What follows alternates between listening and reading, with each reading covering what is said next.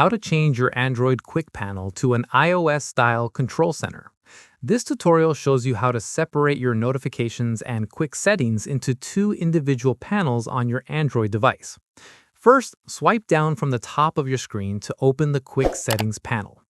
After that, swipe down again to fully expand the Quick Settings menu. From there, tap on the pencil or edit icon to enter edit mode. At this point, tap on the Panel Settings option at the top left corner of the screen. In the next step, you'll see two layout options, Together and Separate. Following this, by default, it'll be set to Together, meaning both your notifications and quick settings appear in the same panel when you swipe down.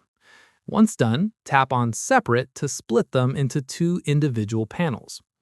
From here, once Separate is selected, swiping down from the right side of your screen will bring up your Quick Settings panel just like the iOS Control Center.